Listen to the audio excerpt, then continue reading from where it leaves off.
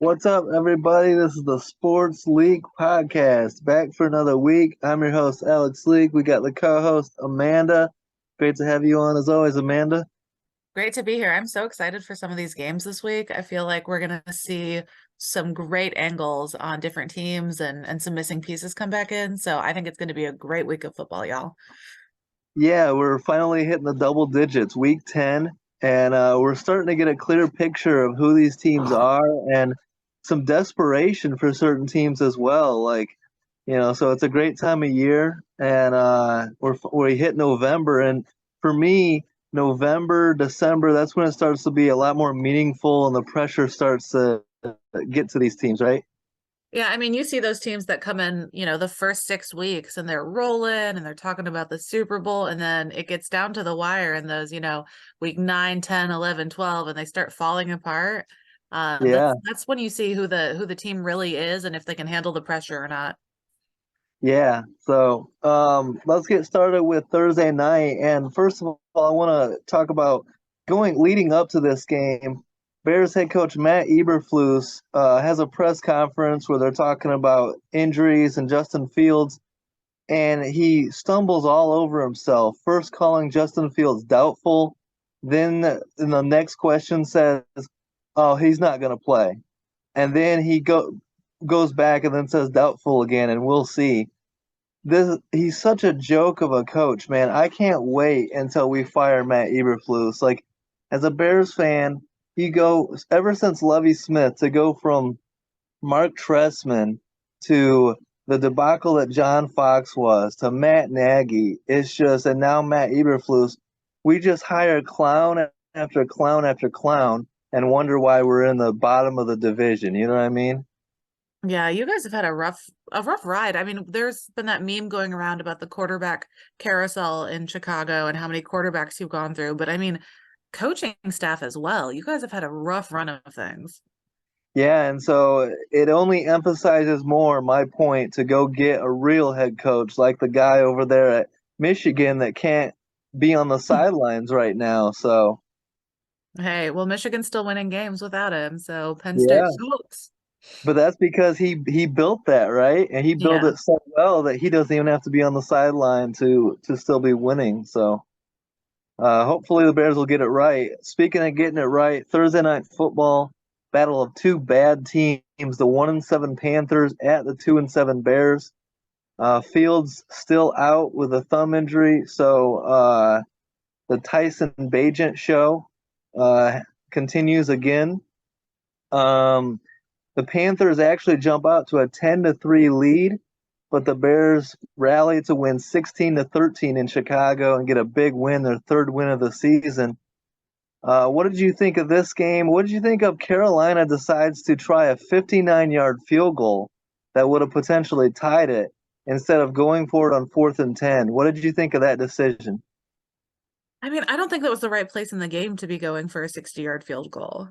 Yeah, I think in that situation, I mean, 3 points isn't gonna change the outcome of the game. I mean, it was a bad game in the beginning. Like the first quarter, it was a slow start for everybody. I was kind of disappointed in the Bears at the beginning, honestly. Uh, hmm but I mean, it was just one of those games. We knew it was going to be a bad game, but the Panthers are just so bad. yeah. I That's it's what really stood out to me is how bad the Panthers are, right? Like Tyson Bagent shouldn't be winning games in the NFL. Like he really shouldn't. He shouldn't beat the Raiders. He shouldn't be able to beat anybody really. He's a Division II quarterback, undrafted rookie. Bryce Young, the number one overall pick, and the Panthers are just so bad. For the Bears, we had former Panthers Deontay Foreman with 92 yards and a touchdown. DJ Moore, 5 catches for 58 yards. But to me, it really shows just how bad this Panthers team is as they fall to 1-8. Yeah, and I think it's interesting that special teams put up more than half of the Panthers' points. So it wasn't even their offense. Yeah, Like yeah, that, it was a beautiful start to the game. I mean, you get a punt return, that's great. Like, but going from there, I mean, you can't be doing that. against a bad defense too. Yeah, I know. Um, Bryce Young just looks bad. He looks uncomfortable. And it's not a very talented team, but I think a lot of it falls on the coaching staff. I think that Frank Reich, I tweeted a couple or after the game, I'm like, how many times are these teams going to hire proven terrible coaches like Josh McDaniels, like Frank Reich? I Hmm. mean, we saw how bad Frank Reich was in Indianapolis. We saw Josh McDaniels with Denver. Yet these teams keep hiring them. Someone's going to hire Matt Nagy and give him another shot. Why? Why would you do that to yourself, you know? So during this game, I'm watching the shit show of the game, and I was like, well, McDaniels is gone. I can't decide which of these two coaches should be fired next. Like, is it Yeah. Eberflus? Is it Reich? Like, they're both awful. Like, I wonder how it was between the two teams on the sidelines. Like, yo, how are we getting our coaches fired? Like what do we need to do? Like, should we call up the Raiders and see what they did? Like, because they have got to be sick of that shit at this point. Yeah. And for the Bears, it was kind of a win-win. They improved to 3-7, and they boost their chances of getting the number one overall pick by beating the Panthers. Panthers are now tied with the Cardinals for the worst record in the NFL. Um, what do you think? What would you do? Put on your Bears hat for a second. Justin Fields has, struggled at times, but he's also shown some potential. He's been hurt at times, like he is right now. Would you be giving up on Justin Fields? Would you be drafting another quarterback at number one overall? Or would you give Justin Fields another shot and maybe go get a stud like Marvin Harrison Jr. in the draft? What do you think for the Bears? I think the issue is not so much in the quarterbacks. We have seen Chicago draft quarterbacks year after year after year, and their records don't improve. The issue is that coaching and management isn't building the proper team around these kids and Right. developing them. You give up on a quarterback after not giving him any receivers for, a year or two and then move on to the next one. Where is the building aspect of that? Yeah, I agree 100%. I'm with you. I mean, if you're going to take a quarterback, I don't really necessarily have a problem with that if you want to compete with Justin Fields, but by no means do I want to get rid of Fields already. I want to continue to try to develop him. He's shown enough potential that he can be an absolute star in this league. You just got to stick with it and give him some better offensive line play. Give him, if you draft a guy like Marvin Harrison Jr., put him opposite DJ Moore, that's a hell of a receiving tandem all of a sudden, right? Yeah, I think definitely build in some support for him that'll make him look a lot better on the field. Yeah. And he's also got to prove that he can stay healthy as well and cut down on the turnovers, but I'm not ready to give up on him, and it would certainly help to hire a real head coach and get a real offensive coordinator. No offense to the Packers, but Luke Getzey's not it. And he had never called plays in Green Bay. This is his first time calling plays. And I just don't think that he's scheming anybody open, whether it's for Fields or for Bajent, you know? I absolutely agree with that. I didn't love him in Green Bay.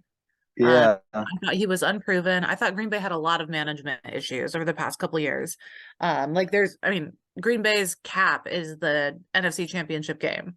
Like, there's a reason we Yeah. haven't made it all the way in so many years. And then seeing coaches and, offensive coordinators and defensive coordinators leave and go coach other teams, like, what did you think was going to be different? Like, the Packers had a four-time MVP and couldn't make it all the way. Now the coaching staff is leaving to go coach a team with less talent, and you think they're going to be competitive. Like, they had Yeah. so much support from the talent of the quarterback, and now they don't have that, and the results are showing in their win-loss records. Yeah, and that was my problem from day one with the Bears plan here, right? You had a young quarterback you're trying to develop, and you hire a rookie GM, a rookie head coach, a rookie first time play caller. What do you expect is going to happen? And so I never liked it from the get go. But speaking of bad situations, when are the Panthers going to fire Frank Reich? Reich post game said that he might take over offensive play calling again, but he, quote, doesn't believe in finger pointing. So Thomas Brown has called plays for 2 games, and now Frank Reich is talking about taking it back already. And then he also said that he wishes he would have gone for it on 4th and 10 instead of kicking that field goal to, quote, give Bryce Young that moment. I mean, you're second guessing yourself already post game. Like, Yeah, where's the publicly. yeah, where's the leadership? Where's the standing behind your decision? He just seems like a terrible head coach. Yeah, in situations like that, like sometimes you make the wrong call, but you Yeah, need to back up what you're saying. That's so wishy-washy. As a player, like how do you stand behind that guy who doesn't even stand behind his own decisions? yeah, terrible. Yeah. So the Panthers are a mess. The Bears are a mess. Some reports came out. I believe it was today or yesterday that the Panthers owner David Tepper is unhappy, and there's pressure in that locker room. Like he's already considering making a move at head coach. So expect some changes going forward. It sounds like David Tepper kind of pressured the Panthers to draft Bryce Young, and he's unhappy with Bryce Young's development so far, and he's going to blame the head coach, obviously. I mean, good. I'm glad at least someone's trying to hold them accountable. Yeah, yeah. So the good news for Bears fans is Justin Fields is expected to start in Week 11 at the Lions. Man, I'm glad he's coming back for that game. I don't want Tyson Bagent really starting any more games. We've seen enough from him to know he's not the guy. And it's an opportunity going to Detroit against a hated rival and find a way to get a win that no one expects you to do. And I'd rather have Fields out there than Bagent, right? So hopefully we get it done. If they can win that game, I think the league is gonna have to pay attention because I would be Yeah. shocked if they pull off that one. Yeah, and it would go along with my narrative that the Lions aren't quite all that. They're not the Super Bowl contender that some of these national media think. And the Vikings, hey, the Vikings are on a winning streak. Maybe they can get into the conversation in the North for that division. But let's get started on our predictions here. This is our last Sunday morning game of the season. In Germany, the 4-5 Colts at the 2-7 Patriots. Last week we got a great game with Dolphins Chiefs. You don't have to get up as early this week, right? You're not as excited about this Colts Patriots matchup. I mean, you just said the last Sunday morning game. Over here on the West Coast, most of the games happen at 10 a.m., so that's still technically Sunday mornings. But yeah, I don't think I'm gonna roll out of bed at 6:30 for this one. Not as intrigued about this matchup as I was last week. I Yeah. mean, there's not much going right for the Patriots right now. So they've had a rough week. So I think this game is gonna be a mess for them. Well, it's an opportunity though for the Patriots to get a much needed win. They've been so bad. They're 2-7. Is the bottom gonna completely fall out and they go to 2-8, or can they find a way to beat Gardner Minshew and the Colts, who aren't that good either? But also for the Colts, it's a chance to get to 500. So you're leaning Colts here. I think I am. I mean, granted, last week the Colts won because of Kenny Moore's pick sixes. Mm-hmm. So I mean the defense won that game for them. But I mean Mac Jones, like we talked about this last week, he's not good. Yeah, he's really He's been having his struggling. worst season. Their O-line is completely tattered. They can't stop anything. Like my toddler could run through that O-line right now. So I just think, I mean, that Colts defense we've seen win a game for them against Mac Jones and the Patriots. I mean, Kenny Moore is going to come out of this one with 3 pick sixes at this rate. As a whole, I think the teams are pretty evenly matched, but where the Patriots' weaknesses are, the Colts are definitely stronger. So yeah, I got to pick the Colts in this one. Well, because we agreed so much last week, I'm determined not to let that happen this week, and I'm going to start it off right away. I'm going to pick the Patriots to get a much needed win and continue my narrative on how Gardner Minshew's not a starting quarterback in the NFL. I'm Oh, actually I don't going to think he go. is either, but I think the Patriots defense is just shittier than Gardner Minshew is. That's true, but I'm going to say that Mac Jones is the better quarterback, and he's going to outplay Minshew in this game. I'm gonna say Mac Jones finally has a good game. Hopefully, Ramondre Stevenson steps up. Maybe Zeke Elliott. I'm gonna pick the Patriots to get a big win in Germany. Okay. So you say Mac Jones is the better quarterback and he's going to Yeah, outplay. Who has the better defense, though? Indy, but Indy isn't as good this year either. Is Zaire Franklin playing? I don't know if he is. Um, but if you don't like, you look at how bad the Panthers are, right? And if the Colts don't get those two pick sixes, Carolina might have actually stolen that game last week. Yeah, but that's what So, I'm saying. He got two pick sixes. Like the defense pulled off that win for them. So I think against Mac Jones, who we've seen pass the ball to the wrong team all season, I think, but I think Mac Jones has a clean game. I think that he's better than Bryce Young. He's better than Gardner Minshew. I think Mac Jones plays a good game. okay. Yeah, So I'm gonna, I wasn't dead set on this one. I think the Colts are slightly better on defense. Both quarterbacks are garbage. Zaire Franklin is questionable on the final game report or injury report today. yeah, I think Josh Downs is as well. Yep, Downs is Um, questionable. Juju Brents and Ogletree are out. yeah, I think that the majority of people are probably the consensus is gonna take the Colts, just as slightly better, right? Considering how bad the Patriots have played to this point.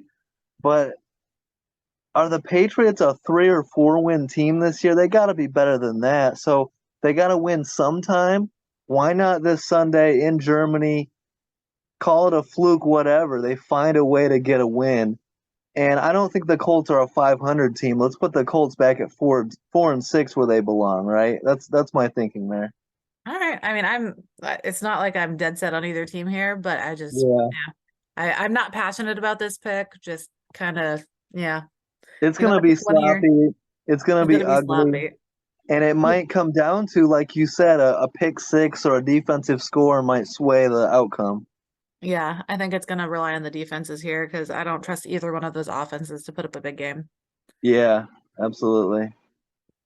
Speaking of offenses, we've seen put up big games though. I mean, we're gonna switch from that, kind of slow offense game in Germany.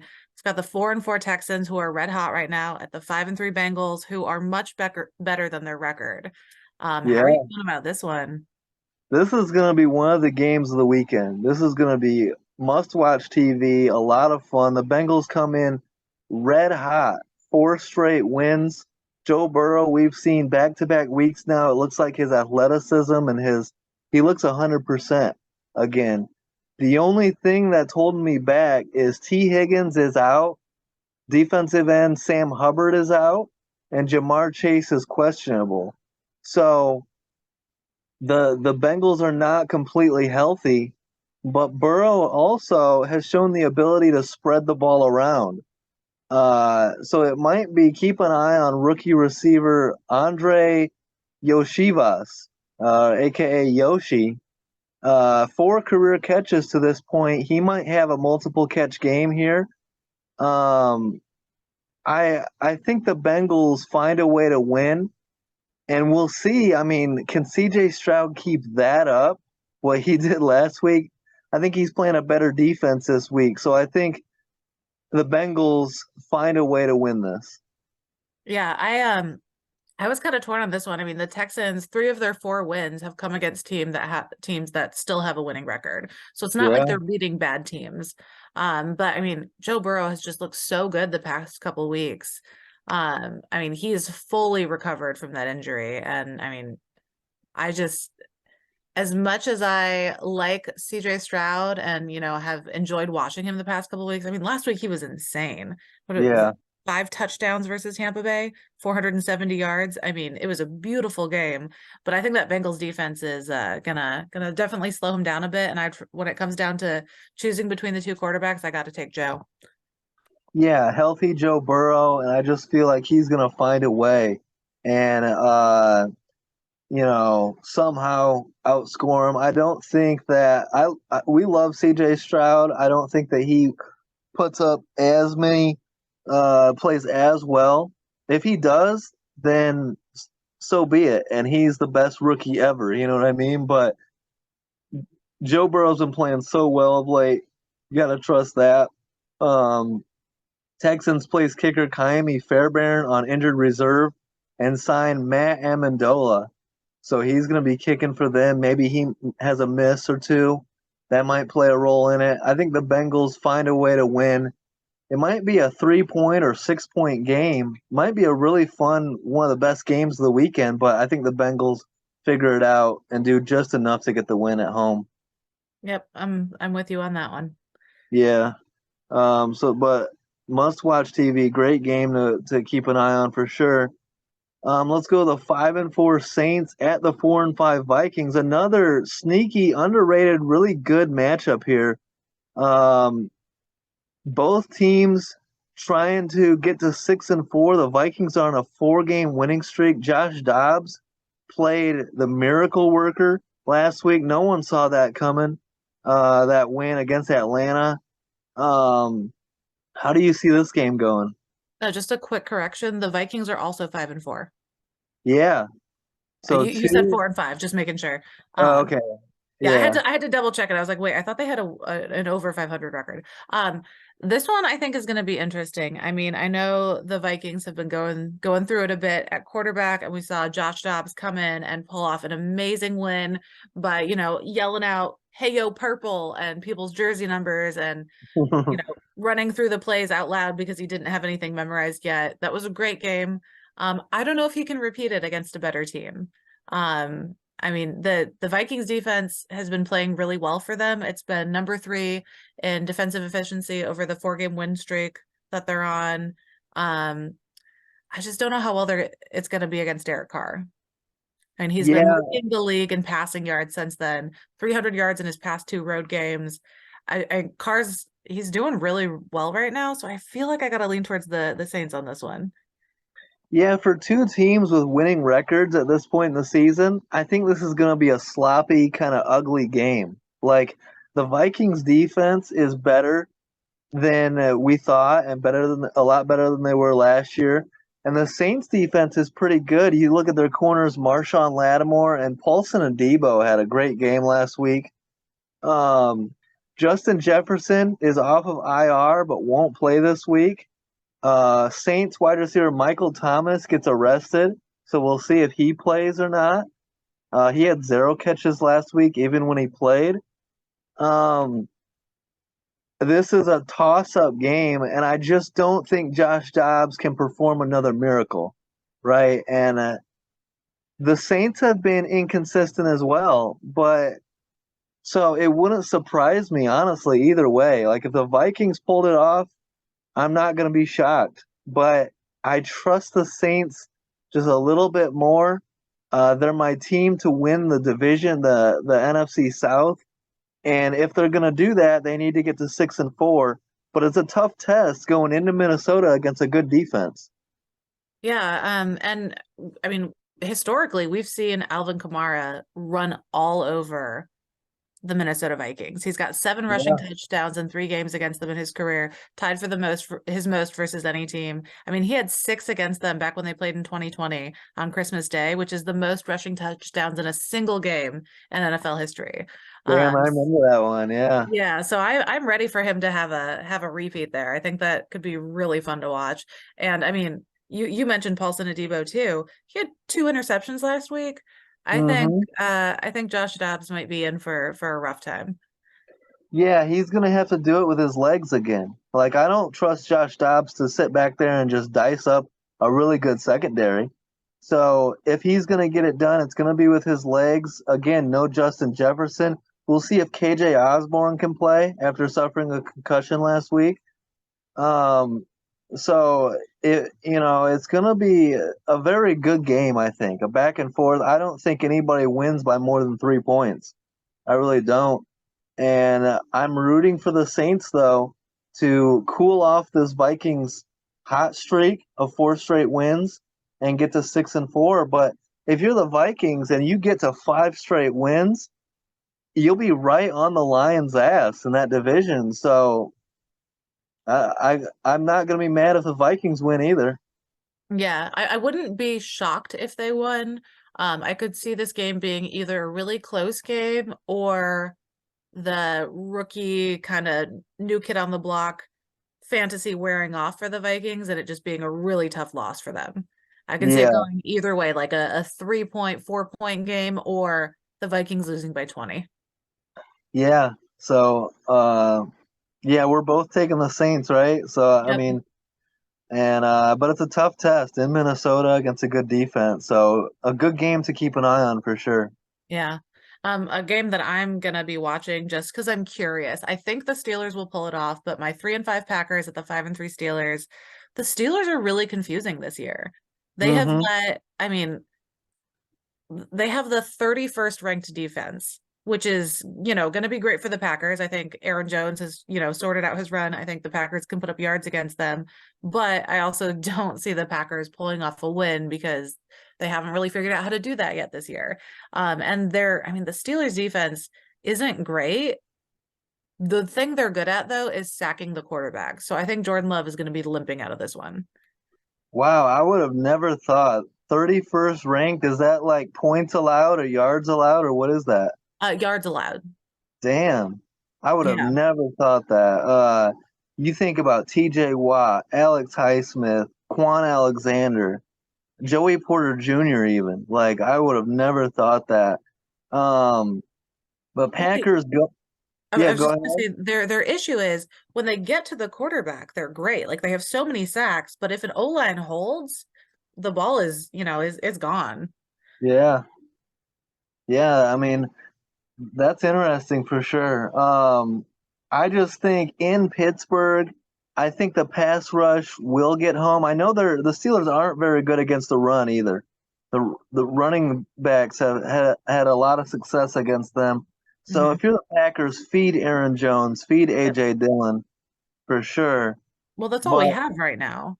yeah, All we you have know, is a run game. When we win games, we can only use our running backs because our receivers, they can make some beautiful catches one out of every four times the ball comes their way. yeah, and take the pressure off of Jordan Love. Don't leave him to get sacked, by that pass rush. So run the ball. And the thing that plays to Green Bay's strength, Green Bay hasn't scored more than 20 points in 6 straight games.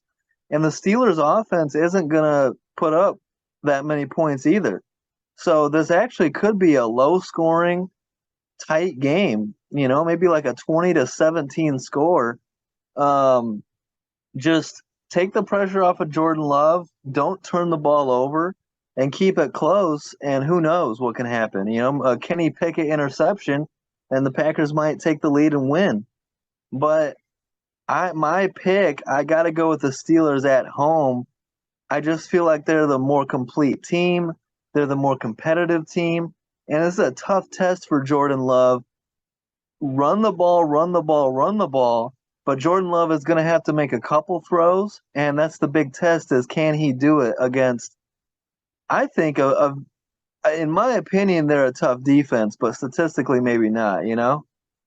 Yeah, I don't know what to do with this one. I think I want to pick the Packers obviously, but I think the Steelers are going to pull this off.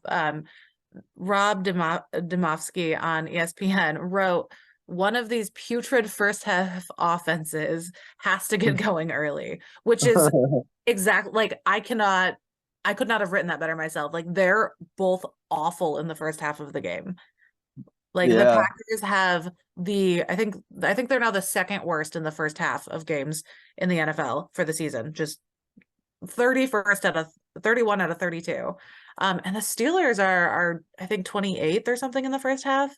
Wow. Yeah, the first half of this game might be a mess. It might be like a 0-0 halftime and then, 17 to something in at the end of the game because neither team has figured out how to score in the first half of the game.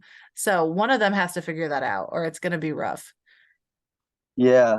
Yeah. For those reasons, I think it's going to be low scoring and tight, and so that gives Green Bay a shot. If they can go into Pittsburgh and get a big road win, that would be huge for them. The difference between 4-5 and 3-6 is huge. Um, Just to You correct know, myself, I just looked it up. The Packers' first half point differential is 30th. The Steelers is 26th. okay. So I they're mean, both quite shitty. yeah. So this is an interesting game as well. Probably hard fought and close. Yeah, Um, but I we're both I picking the think Steelers here. yeah, I think the Okay. Steelers win by like 3 points. Okay. Yeah, I found that one pretty easy to pick. One I had a bit tougher time picking was the 3-5 Buccaneers um at home versus the 3-5 Titans. I'd love to hear your take on this one. I did make a pick, but I put, my stereotypical question marks on the one game I can't decide. So talk to me about this one. Well, the Bucks losing streak has to end at some point, right? And it should have ended last week. Like Baker Mayfield was clutch and put the team up with a game-winning touchdown pass, and their defense was the couldn't finish the job. And that's got to be such a frustrating loss for Tampa Bay. Now on a 4-game losing streak in a game that would have got them back to 500. Now they're sitting at 3-5, and we talked about this when we started the show about the pressure that comes with November, December football. And in a very competitive division, the Bucks have to get off the schneid here, end this losing streak, and get a big home win. I think they get it done, but again, I think this is a hard fought, probably somewhat sloppy, close football game. And can Baker Mayfield be clutch again? And can the Bucks defense actually show up for once? They're too talented to be that bad. And they're going up against another rookie. Will Levis look like CJ Stroud? I don't think so. I think the Bucks do just enough to get a close win. I picked the Bucks to win. My question marks were just kind of whether or not I had confidence in that pick. But I mean, in the middle of their 4-game slide, that Texans game, they let them put up 470 yards and 5 touchdowns. Since Yeah. then, the offense has played so much better, and the defense has come a little bit. But I mean, Baker Mayfield's going to come into this game with a chip on his shoulder, and we know how well he plays when he's pissed off. I Yeah. love when he gets riled up because he is not afraid of anything. He will run the ball, he will run straight into defenders. I love a pissed off Baker Mayfield because that man does not give a flying shit, and he will do whatever it takes to pull off the win. If he needs to throw the ball to himself, he'll go down there and catch it and try to run it in. But I mean, that last game, they were up and had 40 seconds left on the clock. They should have been celebrating that win, and their defense gave it away. So Yeah. I cannot see the Bucks coming into this one and letting it get away from them again, because I'm sure that defense was ripped a new one all week by the offense. So I And think both sides of the ball are gonna meet in the middle on this one, and the Bucks should be able to pull it off. yeah, and it's not like it's a young, unproven defense. You got veterans and all pro players. You got, Carlton Davis, Antoine Winfield Jr., the linebackers, Levante David, Devin White, Vita Vea, the run stuffer.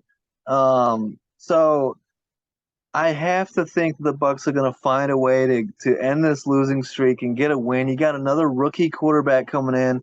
It's a great opportunity, and the Titans are not a playoff team. They know this isn't their year.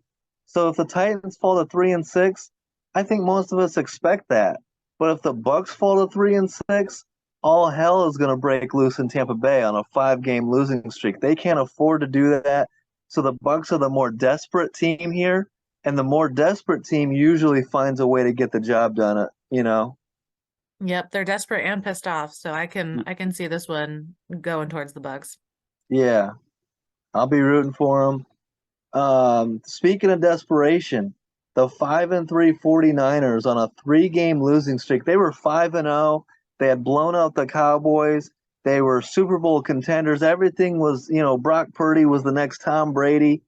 And now they're on a 3-game losing streak, and they've had an entire bye week to think about that 3-game losing streak. Now they're coming into Jacksonville against a red hot Jags team. This is going to be built up as a potential Super Bowl matchup. When both teams are playing at their best. This is where the 49ers desperation mode go into Jacksonville and get a big win, because they can't afford to lose this game, right? They find a way, and can Brock Purdy avoid turning the ball over? He's had 3 straight games with some bad turnovers. Can he play the best game of his season? in Jacksonville? That's the big question here. Yeah, I think I gotta, stand behind Kyle Shanahan on this one. I think the Niners are pissed off, sick of losing, and ready to bounce back. I think this is also going to be a great first game for the Bosa Chase Young pass rush Yeah, combo. I think that's yeah, going to be, synced up and ready to rumble. And I'm excited to see how well they play together. yeah. Bosa and Chase Young. I'm looking forward to the Chase Young Niners debut. That's going to be a lot of fun to see. And then also they're getting Debo Samuel back, and that's a huge boost for that offense as well. So as much as I love the Jags, I just this is a matter of who's more desperate, and it's clearly the 49ers. And Kyle Shanahan's going to have that team ready to go. And I think they come into Jacksonville and make a statement with a big road win. Agreed. I can't argue with that at all. I mean, right now, I think the issue for them is going to be their quarterback is on pace to be sacked his career high 40 times in 2023. So the Jags need to Wow. focus on protecting Trevor Lawrence. And with that newly beefed up Niners defense, I don't know how that's going to go for him. I can see him making some bad throws and throwing a couple picks in this one. Yeah, he needs to get the ball out quick, and they need to get Travis Etienne going early. Yep. So So we agree that's on this gonna one be too. that's probably game of the weekend right there. That is a great. I mean, what do you think of my potential Super Bowl matchup? Is that accurate? Could be. We I need to I see just it from Jacksonville, right, in the playoffs. yeah, the Ravens just seem so much sturdier. The thing is, we talk about the Ravens and the Jags, and they're like the two hottest teams right now. But honestly, you know who I trust the most? The Chiefs and the Bengals. You know, like both the Ravens and the Jags have to prove it to us. Neither have gone to a conference championship game. Uh, Lamar's never gone there. Trevor Lawrence has never gone there. So these are two teams that right now look so great, but they gotta prove it come January. I just don't trust any team who can lose to the Broncos this season. So I don't know how I feel about the Chiefs. Well, your Packers lost to the Broncos this season, so Oh, but we have said all season I do not trust the Packers, and it's a rebuild year, and I didn't have any expectations. If they won two games, cool. We'll see what they look like next year. So yeah, it's not like we were talking about the Packers going to the Super Bowl. So you yeah, can, my Bears lost to them too. So what am I talking about? yeah, yay Broncos. Okay, they can just run our division for us. Good for Let's them. ride, It's the only Broncos thing they've done country. right all season besides beat the Chiefs.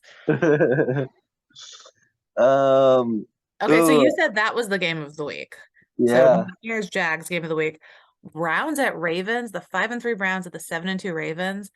If the Browns defense shows up, I think this game could be so much fun. yeah. I I think we were talking about it, or someone was talking about this week being a down week. I disagree strongly. There's great matchups all over this Oh, I schedule like this tomorrow. week. This week is good. Yeah, and Browns Ravens rivalry game, division game, an opportunity. If the Browns win, they're just a half a game back for the division lead. So talk about a huge opportunity. You got a healthy Deshaun Watson. You boast the best defense probably in the NFL. I mean, but the Ravens defense is great too. This is a They're battle. number one and number two. Yeah, this is a battle, two heavy hitters right here. This is going to be a lot of fun, and I hope it lives up to the hype. I hope it comes down to the final drive of the game. I mean, that would be good. As long as it's not the Browns, because they'll find a way to lose it. But yeah, I mean, I'm gonna pick Baltimore here, but I'm hoping the Browns put up a fight. I mean, Deshaun Watson, I think he's gonna have one of his best games. They've had a tough season, but their defense is rolling. Their offense has had some kinks to work out. I think he's gonna, show up and play his heart out in this one because the Browns like to play to their opponent somewhat. Um, I can almost see Cleveland pulling off an upset, and I'm gonna be rooting for them. I'm picking the Ravens because that's the safe pick, but I would love to see a Cleveland Browns upset in this matchup. So if you're a Browns fan, this is a huge all eyes on this game because there's been a lot of media talk, national media talk, even local media, and from local fans I've seen of doubting and even hating on Deshaun Watson. Like when he was hurt, there was people saying like, "Oh, he doesn't want to play. He got paid and now he's soft and blah blah blah." And he's not as talented as he was in Houston, right? Um, this is a game for Deshaun Watson to tell a lot of people to go fuck themselves and shut the hell up. This is where Watson needs to play his best game of the year. This is a prove it game for Deshaun Watson matched up against Lamar Jackson. We all know how good Lamar Jackson is and how well he's played this season so far. Deshaun Watson needs to match that energy and play the best game of the year. Best game as a Brown, and it's a true test against a very good Ravens defense. So all eyes are going to be on this game to see how Cleveland and Deshaun Watson play. And it's a great test for the Browns defense, hailed as the best defense in football. Can you slow down Prove it. Lamar and that passing offense and, beat the Ravens? This is a great game. I mean, Myles Garrett is half a sack away from his sixth straight 10 sack season, which would be the longest active streak in the NFL. So, Yeah, he gets half a monster. sack in this one. He is rolling. I mean, he's been heating up the past couple of games. So I can see him kind of rolling into this game and making it kind of sketchy for the Ravens offense. But another thing I just have to mention, I don't know why Browns fans are so shitty to their quarterbacks. You Yeah. guys blame every problem the team has on the quarterback. You chase quarterbacks out of your city, leave them feeling like shit, and then the next one comes and you say the same shit about them. Maybe the quarterbacks aren't the problem, guys. Yeah, they're just continuously waiting on the next Bernie Kosar, Mhm. and Deshaun Watson is the most talented quarterback they've had there in a long ass time. And the media does a lot of this. We've seen this in Chicago, whether Mhm. it was with Cutler or with Fields or with Trubisky or even going to basketball with Derrick Rose. The local media can turn fans on a player. And we talked about this a couple weeks ago about how the media was trying to turn fans on Deshaun Watson. And it's like, chill out. Give Watson a chance to prove himself. I agree. If Watson plays bad in this game, you're going to be hearing about it. They're going to be saying, "Oh, Watson's not himself. We paid him too much money, blah blah blah." Watson, please play the best game of your career or at least your time in Cleveland. Ball out. If he does deliver the Browns this huge win on the road over Baltimore, then the entire city will turn and start loving him again. And so this is a prove it game right here. Yeah, I'm picking the Ravens, but really hoping the Browns pull it off. Yeah, must watch game, a lot of fun. One of the best games of the week for sure. All right. So speaking of, starting quarterbacks that have been out a lot of the season and coming back in, the 4-5 Falcons are coming into the Arizona Cardinals Stadium. They're 1-8. Kyler Murray is set to make his 2023 debut. What is your take on this one? I can't wait. This is another game I'm really excited to watch. This is a big game for Atlanta, who the sky is falling in Atlanta after blowing that game last week that they absolutely should have won. No excuses for allowing Josh Dobbs to come in and not even know his teammates, not even know the offense, and beat you. And the Yeah, when a Falcons, quarterback comes in and is practicing his cadence with the offense on the sidelines during the game, like how the fuck yeah. are you gonna lose to him? Yeah, and the Falcons hold themselves up. I saw Falcons fans saying we're the third best defense in the NFL. And then you allow that to happen. Mm. Very humbling loss. And now you're playing a bad Cardinals team. But I'm very interested to watch this game to see how Kyler Murray looks. It's his first opportunity, his first game since tearing that ACL. We know he's a very talented quarterback, but I just feel like the Cardinals are bad, and Kyler Murray is not good enough to lead this team to a win. I think the Falcons are more desperate, more pissed off, and they're going to find a way to get this win in Arizona. I mean, the Cardinals are on a 6-game losing streak. It's the longest streak. They're 1-15 since week 11 of last season. I Yeah, wanted to pick them just because Kyler Murray is back, and I thought it would be an interesting upset game, and it still might be. But man, this Cardinals team has allowed more than 100 rushing yards in 7 of their past 8 games. And Mm-hmm. I don't know if I can pick them. I want to pick them just so you and I have some different picks. But I mean, Bijan Robinson, Tyler Algier, against that shitty run defense, I don't know if I can pick the Cardinals here. Damn, yeah, we've agreed on like 7 straight games. I didn't even realize No. I mean, it. we agreed Thursday too, so we have what, one pick wrong or one Yeah, pick one pick opposite? different, which is the Sunday morning game. Yeah. So, but Like you, I want to pick the Cardinals. I want to, just do it. But the last time I changed a pick just so we'd have a different one, I regretted it. I don't know if I can pick the Cardinals here. I mean, I hope he comes back. I hope he has a good game. But their defense is just so crappy against the run, and the Falcons have such good running backs. I think they're going to run away with this game. yeah, I mean, so we trust Taylor Henneke a little bit more than Desmond Ritter, but Henneke didn't play that great last week either. Um, there, Arthur Smith seems to kind of suck, right? I mean, but yeah, when you think about desperation and who needs it more, it's absolutely Atlanta, and the Cardinals are kind of like tanking, aren't they? You know? Yeah, I mean, if Arthur Smith can't pull this win off against one of the worst defenses in the league, I would Yeah. say arguably the worst run defense in the league with that running duo they have, and a quarterback who hasn't played a game in 11 months. I mean, they need to be talking about his job because Yeah. there's no way the Falcons should lose this. Absolutely, I agree. So we're gonna agree again, but I get a good feeling we're not gonna agree on this next one. The 6-2 Lions at the 4-4 Chargers. I gotta continue with it. I haven't picked the Lions once this year, and I know I've been wrong a lot. I'm only 2-6 picking against the Lions, but the Lions are not the Super Bowl contender people think. And if they lose this game and Minnesota finds a way to win at home, it's a half a game difference for the lead in the NFC North. That's what I'm rooting for. I'm tired of crowning the Lions in week 6 and week 7. Let's bring the Lions back down to earth. They made some mistakes against the Raiders that allowed that game to be closer than it should have been. Uh, the Chargers are better than the Raiders. Justin Herbert, Austin Eckler, Keenan Allen.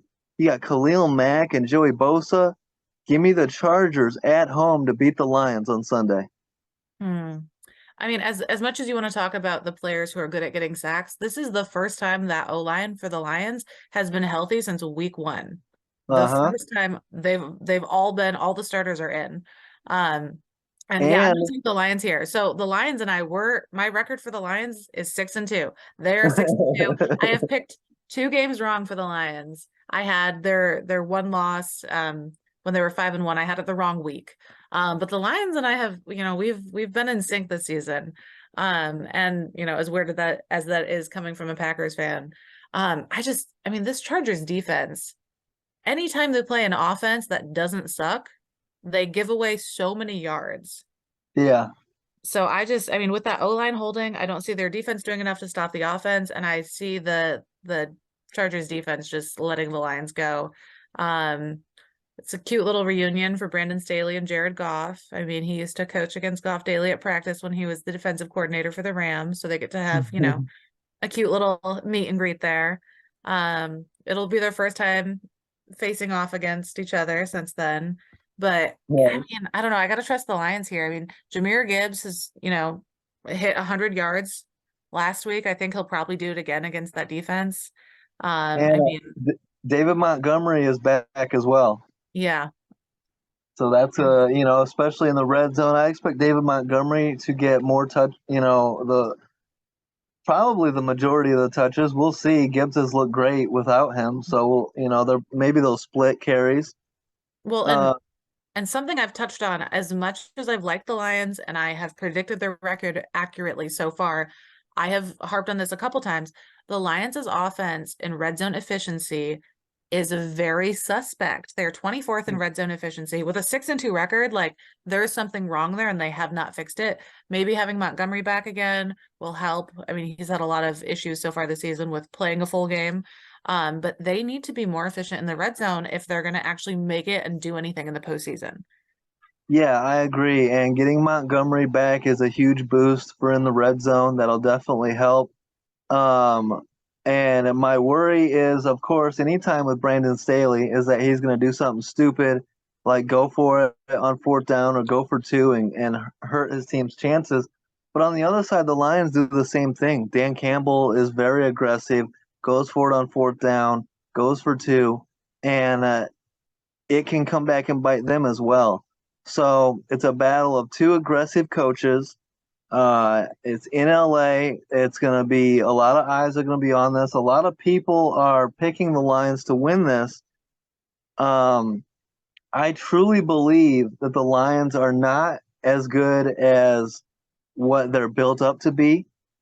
And I could honestly see this Lions team being 6-4 by the time Week 11 is through.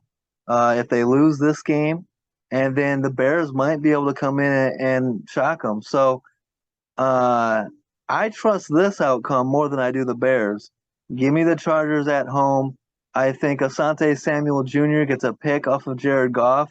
I think Justin Herbert plays a solid game. I just think the Chargers do enough to get the win at home. Okay, you're wrong. That's fine. We'll talk about this. It's going to be a 70-20, like the No, one game. absolutely not. No, there's no way in hell the Lions are putting up 70 points. Uh, no, but yeah, I'm pretty confident my pick on the Lions here. So we'll see how that one plays out. All Um, right. speaking of confident teams, I'm sure you're picking the Giants with Tommy DeVito, who are 2-7, coming into Dallas, who are 5-3, right? No, the only time I'm rooting for Danny DeVito is on It's Always Sunny in Philadelphia. Oh man, yeah, there's no way the Giants pull this one off. Yeah. if the Giants pull this off, uh, I you got to get a Tommy DeVito jersey. I'm just gonna go ahead and say that. But there's no way in hell Yeah. the Giants are going into Jerry World and dealing with that pass rush and that defense with Tommy DeVito of all people. This is you talk about 70-20. This might be 70-3. Oh, it's Cowboys gonna be bad. over the Giants. And it's a division rivalry. These teams hate each other. The Cowboys aren't going to necessarily take their foot off the gas. Oh no. Uh, they could bench Dak Prescott. Cooper Rush will come in and put up some points. So give me the Cowboys at home big by at least 20. Yeah, I mean I know the Giants defense has improved quite a bit. So I don't see a super high scoring game, but I can see Dallas pulling this one off by at least 2 scores. I mean, Dak Mm-hmm. Prescott, he was swept by the Jets his rookie season, and then since then he's won 11 straight games against them. So By the Giants? Giants, sorry, not Jets. Yeah, yeah. The other New York team, but 11 straight games. I do not see that breaking right here. He's got 23 touchdown passes against the Giants, the most he has against any team. It's going to be 12 consecutive win against the Giants, and Tommy DeVito is going to look like an undrafted rookie that he is, and yeah, Yeah, I and don't know what it's else there is to shocking. say about this game. I mean, there's Well, uh, it's shocking to see Kayvon the Kayvon Thibodeau. It has been fun yeah. to watch for the Giants. I think he's really improved their, edge rushing situation. Um, I don't see the Giants being able to score without yeah, I don't know. Even with Daniel Jones, right? Remember week one? What was the score in week one? I don't know. I was just gonna say I don't see them being able to score very well without Daniel Jones, but I don't know, if Tommy's much worse than Daniel Jones at this point. Yeah, it's just they don't match up well. And I don't really see any hope. And it's so crazy to think that the Giants were a playoff team last year, and now they're about to be 2-8. And it looks like they're probably going to tank the rest of the season. They don't have a quarterback option. And um, I wonder what the future holds for the Giants. Do they fire Brian Dable? Is Daniel Jones, has he played his last game as the Giants starting quarterback? Uh, there's a lot of questions in New York going forward. It's a crazy time to be a Giants fan for sure. Yeah. I mean, maybe the defense for the Giants scores here. I don't see them being blown out 40-0 like in week one by the Cowboys, but I mean, if Thibodeau can score on defense, it might make it a closer game, but I don't think they're gonna do much with that scoreboard. Was it 40-0 in week one? Yes, I All looked. right, I had to check. just to be that guy. Oh My God. official pick here is Cowboys 40, Giants nothing. Okay. I would laugh. That would be hilarious if they repeated that. All right, so a game that's a bit tougher to pick. Let's move on here.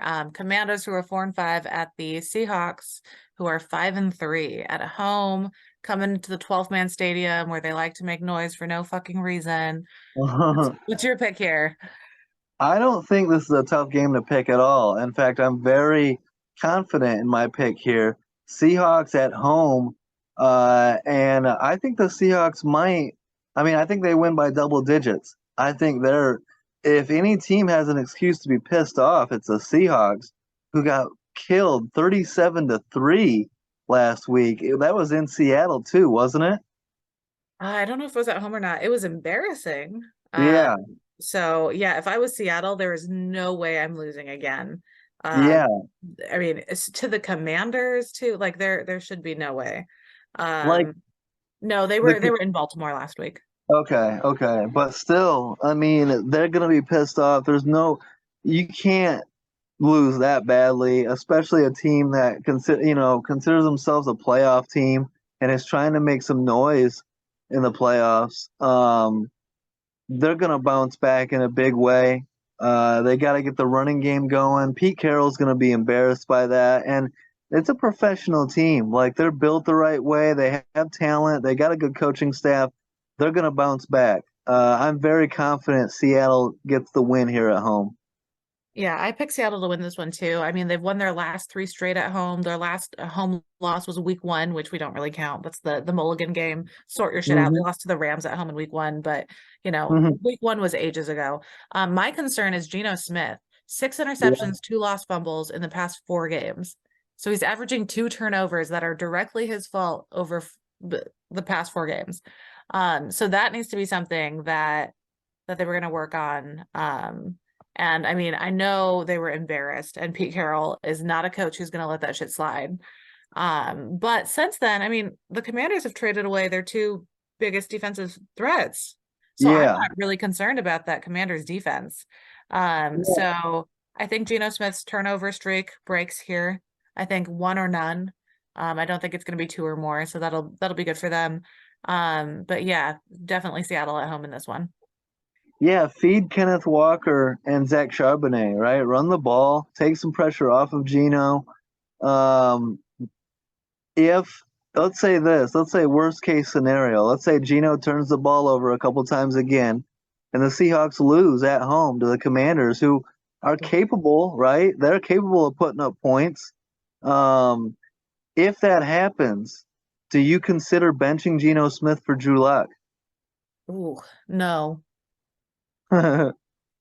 no. I, I don't even feel the need to like back up that statement. Like I don't like Drew. I don't think he's very good. I think he's a backup quarterback. I think Geno Smith Yeah, has proven himself as a starter. A perk for Seattle in this one, Washington has allowed 22 passing plays of 25 plus yards this season, second most in yeah. the NFL. And we know Geno Smith loves his deep threat Tyler Lockett. I think that, I mean, DK gets loose, Tyler gets loose. I think they're going to have some big explosive plays deep downfield, and Washington's just going to let them go because they can't do anything to stop them. Yeah, and I think Smith and Jigba as well, who's been coming on of late, the Yeah, rookie. he's starting to heat up. He's been looking good the past couple weeks. And I look for my boy Kenneth Walker to have a big bounce back game. I predict over 100 yards and a touchdown. Nice. Okay. So Seattle puts up enough points. I think the Commanders score some points as well. This could be like a 38-24, 38-27. This could be a little bit of a high scoring game. Yeah, I want to see a high scoring game here. I also want to see Sam Howell get sacked more. That's one of my new favorite things to watch in the NFL. League high Yeah. 44 times. Seattle's linebacker, I don't know how to say his name properly. Mafe? Mafe. Okay, I wasn't sure if it was Yeah, Mafe or Mafe. yeah. 6 straight games with at least one sack. He's tied for the longest streak by any Seahawks player since 1982 when they started officially counting sacks. So, Nice. yeah, I think he's gonna make Sam Howell kind of regret showing up for this game, which, is my new favorite thing to watch in the NFL. So You're a Sam Howell hater. I really am, man. Like, what did you do to piss your O line off so much? Like, there's got to be something. So yeah, I don't trust the guy. Like, you're doing something to piss off your line. So I'm Yeah. with your O line, man. I stand. All right, so we've only got two games we disagree on so far. Let's go to Sunday Night Football. The 4-4 Jets at the 4-5 Raiders. This is an interesting game. Uh, who are you picking in this one? This because honestly, you could make a case for either team. Yeah. So I like you could pick the Raiders. They said they rediscovered their love for the game and everything was all hugs and peace signs and rainbows last week. As they clicked again, they got rid of all the bad eggs, and they have a coach who believes in them, and there was tears and hugs after the game. It was adorable, very, peace, love, hippie bullshit. Um, and the Jets, errant throws, interceptions, sacks, it was awful. Mm-hmm. Pre-snap penalties like crazy. That was a rough game for them. So the Jets, like if there was a way to fuck up the game, the Jets did it multiple times last week. Yeah. Zach Wilson was the problem. So I see them coming back and being pissed off and needing to win this one. The Jets need to be at or above 500. Um, and I mean, especially with Aaron Rodgers leaning towards early December coming back, he said a couple fortnights, which is 4 weeks from last week. So, yeah, the Jets have to pull this one off. So I can see an argument from both sides. Yeah, I am leaning Jets here because they have to play better than last week. Rely on the run game, get Brees Hall going, try to get Dalvin Cook going, and just try to take some pressure off of Zach Wilson. I just think that defense is going to eat against a rookie quarterback, Aiden O'Connell. Yeah, I mean, they Um, held Justin Herbert to his career low 136 yards last week. yeah, They're not going to have a problem with O'Connell. yeah. So give me the Jets to get it done, but honestly, I wouldn't be surprised either way, because the Raiders are feeling themselves like they a breath of fresh air after cleaning house with the GM, the head coach, the OC, and benching Jimmy G, just going in a new direction. The locker room was so happy after that win last week. It could easily carry over. It really could, and they could win two in a row and find themselves at 500. But the Jets are the more desperate team. They need this win. They have an opportunity to get above 500, and they need every win going forward because if they don't, then Aaron Rodgers won't be coming back. He's not going to come back if you're below 500 and no shot to make the playoffs. So I know the Jets defense is prideful and they want to win and keep this season alive. So as far as desperation goes, it's the Jets, but the Raiders are also feeling loose, feeling happy, feeling, you know, having fun again. So it could really easily go either way, but ultimately at the end of the day, I take the Jets defense against a rookie quarterback. I think that's where I'm leaning here.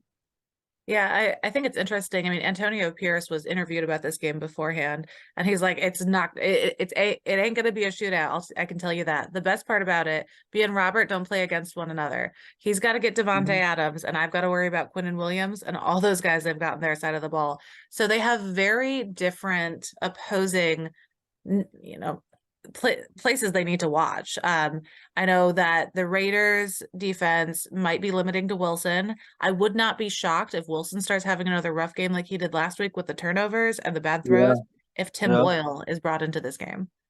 Oh, that's Mm. not. If Tim Boyle gets brought in, then I'm going to change my pick. I mean, but if Wilson plays like he did last week, and this is another situation, that O line did nothing to help him last week. So I don't know what he's doing to piss that O line off, or if they just had an off week. But the Jets O line needs to show up, and Wilson needs to clean up his game. The defense can handle the rest. Yeah, and Max Crosby's been an absolute terror. Hmm. So you better block him. Um, but run the ball, get Brees Hall going. You can run on the Raiders defense, and Yep. that would be my key to success. Run the ball, play defense, take pressure off of Zach Wilson, and hopefully for Zach, he protects the football. I think it's a very low scoring, close, probably 16-13 type of game. Yep. And Yeah, I'm with Coach Pierce on that one. It's not going to be a shootout. It's going to be trading punches on defense, back and forth punts, and yeah. yeah, I'm going to agree with you and pick the Jets here. All I need is 2 games this week. All I need to do is beat you twice, and then we're tied. So I can live with that. Okay, but how many weeks have I been ahead by 1, 2, or 3? That Yeah, you've but this is beaten the me week that consecutively? ends when I Oh, get okay, one more with so is my our Patriots. tiebreaker game gonna be the 3-5 Broncos at the 5-4 Bills? You're gonna pick the Broncos here, right?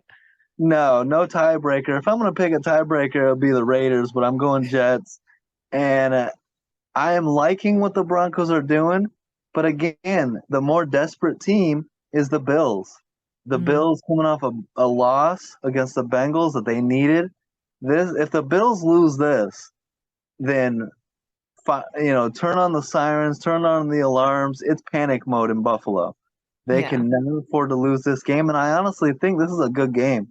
I think it's a hard fought game. I think the Bills, if the Bills fuck around, they will lose this game. So the Bills need to play their best brand of football, take care of business, and get a big win. Because Denver's playing some good football right now. It's not going to be easy. Yeah, I mean, Denver's defense hasn't allowed more than 20 points in any of their last 3 games, or hasn't allowed 20 Mm-hmm. points in the last 3 games. 2 of those against the Chiefs, which is impressive Yeah, because that's an yeah. explosive offense.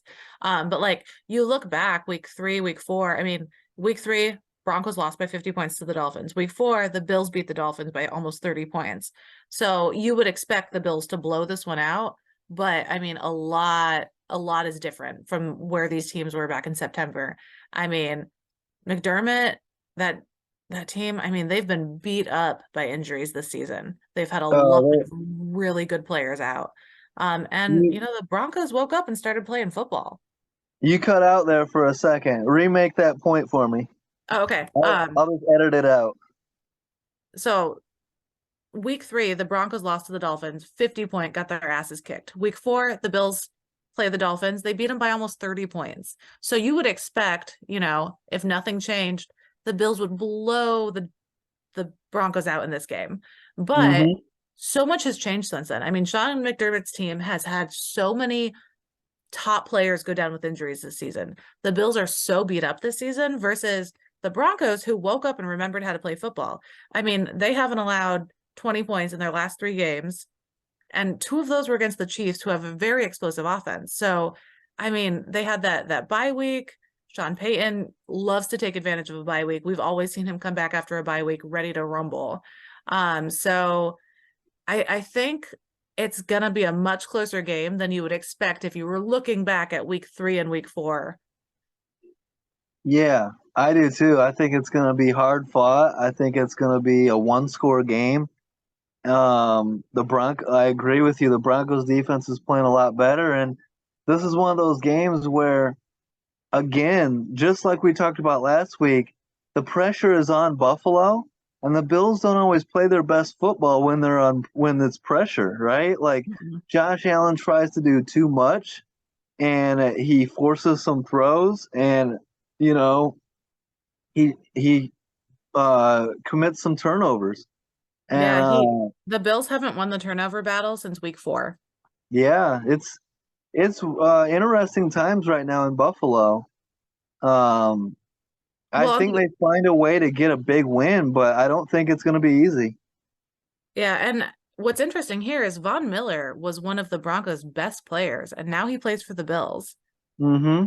So I think Von Miller will be ready to rumble against his ready to go against his former team. And Russell Wilson in prime time, uh, in Denver, not working for him. He's averaged Yeah. 12 points per game in his 5 primetime starts on the Broncos.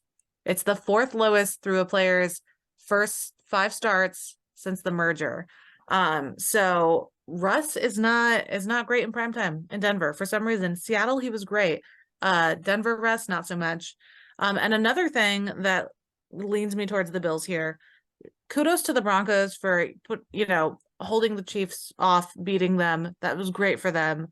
But the Bills have been adding talent quietly. I mean, Rasul Douglas, I think it's Yeah, going to be great at the quarterback position for them.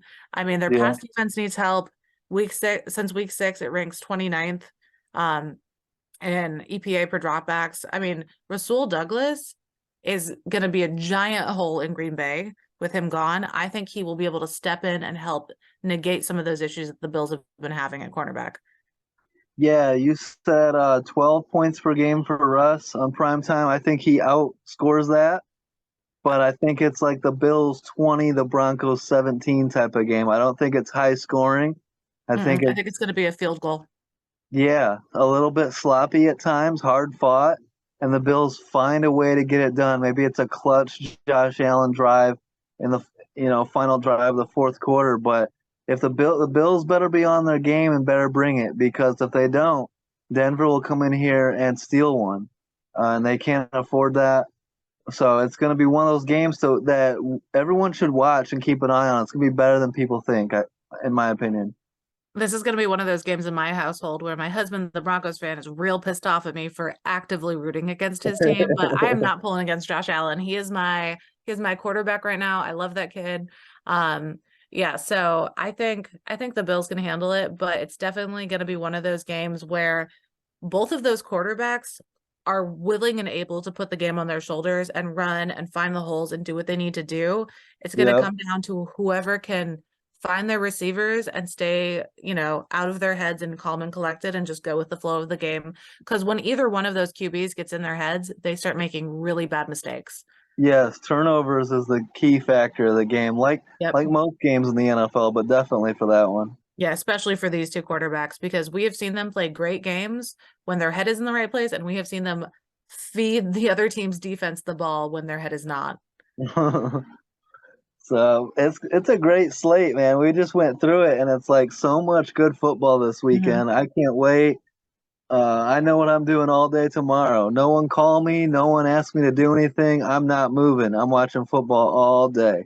I'll just be sending you memes and scoring updates and videos as always. And let's start Sunday morning. Let's get one game closer on my picks with Amanda. Let's go, Patriots. Bill Belichick is not dead. Not dead, maybe just time for the nursing home, but agree to disagree. I am excited to be 4 picks up against you coming into next week. Enjoy your losses tomorrow. No, definitely not the Lions. Come on now. You know the Chargers are taking that one. I don't know, man. The Lions and I have been in sync. I am 6-2 with their picks. They're 6-2. I don't know, man. I Yeah, we'll see. Stutter, stutter. All right, wrap it up. All right. Well, good shit as always. Great job, Amanda. You brought it, and appreciate all the support, guys. Don't forget to like, subscribe, leave a comment. Stay tuned. We should have some interviews coming up, hopefully next week and going forward. So appreciate all the support. You guys are the shit, and we'll stay along with our content all season long. Yeah, we Peace. oh, Go ahead. I was just gonna say we'd love to hear some comments and some feedback about what kind of guests you like, if there's anything you want us to do more of on the show. Mm-hmm. Let us know what you're thinking. What type of episodes are your favorite? Do you like the one-on-one interviews where we talk more about, their careers? Do you like when we have the guests on for recaps or previews? Like, let us know what you want, what you're enjoying, and we'll definitely incorporate that a bit more because we love our listeners, and we're kind of here to serve you guys. So give us some feedback. Yeah, and if you're a Lions fan that wants to tell Alex to go to hell, let me know in the comments. Like, prove it time is on Sunday. Go beat the Chargers, and I'll shut up. So, let us know. Appreciate all you guys, and have a great week. Peace out.